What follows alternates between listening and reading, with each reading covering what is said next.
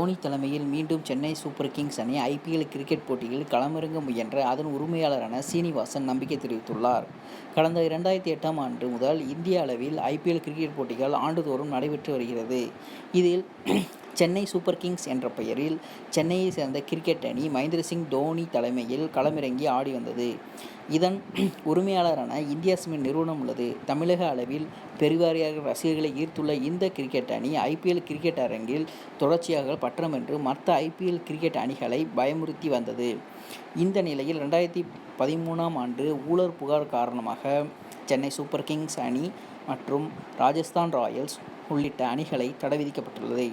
2 ஆண்டுகள் தடை முடிந்துவிட்டாலும் இதுவரைக்கும் சென்னை சூப்பர் கிங்ஸ் அணி மீண்டும் விளையாட வாய்ப்புகள் கிடைக்கவில்லை. இந்த நிலையில் அதன் உரிமையாளரும் பிசிசிஐ முன்னாள் தலைவருமான சீனிவாசன் சென்னையில் நடைபெற்ற விளம்பர நிகழ்ச்சியில் பங்கேற்றார். அப்போது பேசிய அவர் 2018ஆம் ஆண்டு ஐபிஎல் கிரிக்கெட் போட்டியில் மீண்டும் சென்னை சூப்பர் கிங்ஸ் அணி களமிறங்க உள்ளதாகவும் அதில் தோனியே கேப்டனாக இருப்பார் என்றும் உறுதியளித்தார்.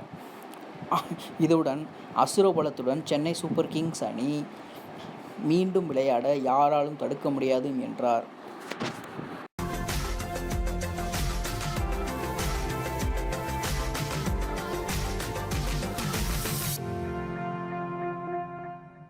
மேலும் இது போன்ற பல தகவல்களுக்கு சேனலை சப்ஸ்கிரைப் செய்யவும்.